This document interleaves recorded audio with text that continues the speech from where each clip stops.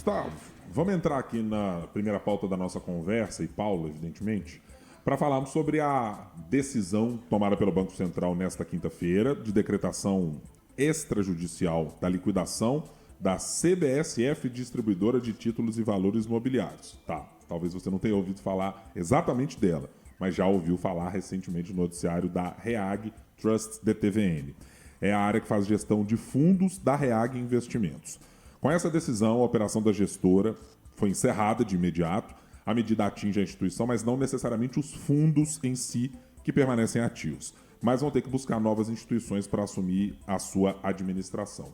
Gustavo, queria seu olhar e o impacto que você projeta e já viu a partir dessa decisão tomada pelo BC na manhã de hoje. Eu vou tentar me ater mais na parte até do sistema financeiro, porque eu acho que o envoltório político é muito mais interessante e dá mais tempo e trataremos dele para o Paulo poder falar, mas e que também vai ter outras consequências econômicas, etc. Mas primeira coisa que tem que colocar em pauta aqui, que a REAG ela não é banco, ela é atuante no sistema financeiro nacional, né, como DTVM, ela é um instrumento específico, né, que faz parte. Por que é importante? Não é só para a DTVM, é a distribuidora de títulos Exato. e valores, só para entender como ela opera, né? É porque isso é importante, assim, porque quando ela fala lá que tem 350 bi de ativos sob administração, o ativo não é dela. O ativo são das outras pessoas. Ao contrário do banco, os ativos são do banco.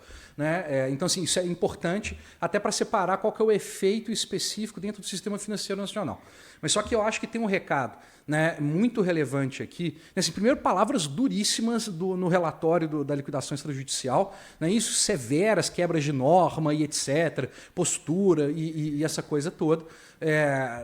Pelas palavras, né, do documento do Galípolo, que ele assinou e tudo mais. Mas quando a gente olha isso, assim, qual que é o sinal? Né? Primeiro que a gente tem que lembrar, né, naquela palavrinha que eu já bati várias vezes, assim, Banco Central, a obrigação do Banco Central não é subir juros e cair juros, é zelar pela estabilidade da moeda. Né? Quando ele faz isso, ele tem que olhar, né, para zelar pela estabilidade do sistema financeiro e a correta operação do sistema financeiro, né, nacional, a qual se integra bancos e todas essas outras coisas. Né? Então, o que ele está emitindo aqui é que não é só banco que ele tem que olhar. E eu acho que tem que deixar isso claro para todo mundo, que ele está olhando, né, o sistema como um todo. Né? Inclusive, vale a parte da discussão de que outras autarquias têm feito um trabalho. E aí você pode argumentar, né, que seja por falta de pessoal, falta de orçamento e etc., que está ficando muito aquém do que ela deveria estar fazendo há muito tempo, inclusive em todo o envoltório desse caso. Nesse caso, assim, só para falar diretamente, eu estou falando da CVM, né, que inclusive agora virou instrumento, né, de briga política para ver quem que vira superintendente lá na autarquia. Com a indicação mais recente feita do pelo Otto governo Lobo, Lula, do Otto Lobo, que inclusive vai ser sancionado sobre a luz, né, do caso Master, porque ele tomou decisões bastante dúbias, né, ao longo do tempo. Né? Então, assim, mas só que o que o Banco Central está demonstrando é assim, a importância do sistema financeiro nacional como estabilidade para a estabilidade da moeda. Né? E espero que, né, a gente não tenha uma nova notícia,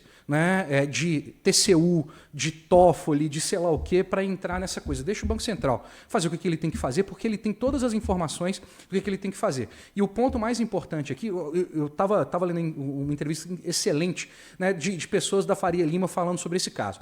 Aí ele fala assim, cara, o Vorcaro ele não tem condição nenhuma, ele não tem conhecimento nenhuma de operar todo esse processo gigante do que está acontecendo. Né? Ele precisa de gente que sabia.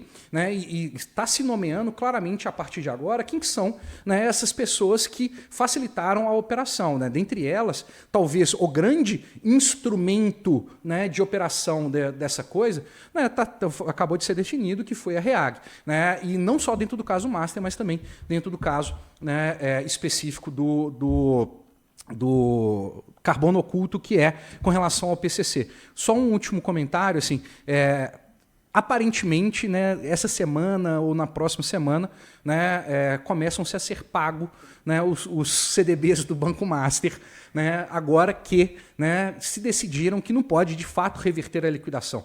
Inclusive, eu dá parabéns pela postura do Banco Central e a postura, inclusive, do Vital do Rego para tirar essa ponderação específica de ruptura institucional. Né? Virou, a reunião que aconteceu foi meio que contenção de crise. Claro, né? Foi totalmente evidente. contenção de crise. Né? Para o TCU sair menos pior do que ele entrou, porque ele saiu mal de todo jeito, né? E mostrar que o Banco Central tem um papel institucional, ele não tem papel de rixa com outras coisas. E foi a dissociação, evidentemente, imagino que o Paulo vá concordar aqui.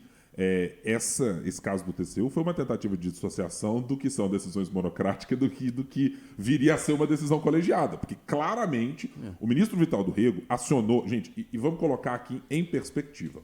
Esse momento em Brasília, em que o caso Master, Reag e outros no entorno, o momento em que esse caso ganha o seu pico de atenção é um momento em que, habitualmente, o poder central está deslocado quase para a Bahia. É uma brincadeira que a gente dizia outro dia, Paulo. É que está todo mundo de férias. Está todo mundo de licença. Está todo mundo curtindo seu final de ano na praia. Não tinha ninguém preocupado com casos dessa natureza. O Lula na Marambaia, os ministros viajando pelo mundo e por aí vai. Mas a dimensão de atuação de todos os atores de TCU, de Supremo Tribunal Federal, de esposa de ministro, de governo, primeiro com silêncio, depois com uma atuação, de gente do Banco Central, ela deu a medida do tamanho do buraco que é o caso Master. A atuação, as digitais de quem as colocou durante esse processo, ela é bastante reveladora do tamanho da relevância do caso Master para esse nosso cenário. Nos últimos 3 governos da República, o Banco Master operou de maneira direta, ligado a processos políticos que são cada vez mais evidentes. Mas o que me deixa muito... o que me causa um pouco de estranheza, no sentido de que não deveríamos estar falando disso com normalidade, são 2 ações tomadas agora, recentemente, uma ontem e outra hoje. A primeira, a decisão do ministro Alexandre de Moraes de exigir a apuração junto à Receita Federal ao COAF de quem vazou os dados que proporcionaram a descoberta da relação do escritório da sua esposa com o Banco Master. Ora, o ministro está querendo investigar quem fez as perguntas? Porque o que veio ali não foram respostas, o que veio daquele dado foram perguntas. Como um contrato milionário é assinado dessa forma e quais os objetos desse contrato, que são absolutamente nebulosos. Então, o Banco Master está acendendo essa discussão muito clara com relação ao que é o nosso Poder Judiciário. A nossa Suprema Corte está agora na mira. A nossa Suprema Corte precisa ser posta em limites. Porque não se pode mais admitir, em nome da República, dos freios e contrapesos, das dimensões da segurança jurídica, que um ministro da Suprema Corte indague a Receita Federal e o COAF por dados que são dados reveladores da irregularidade de uma prática da sua esposa. É de uma complexidade absurda e de uma exigência imediata num processo que faça valer freios e contrapesos. 3 senadores da República, Girão, Damares e Magno Malta, entraram com pedido de impeachment de Dias Toffoli junto a Davi Alcolumbre. Será que vai ser acatado? Mas é preciso que nós tenhamos uma ideia do que é o controle dos poderes.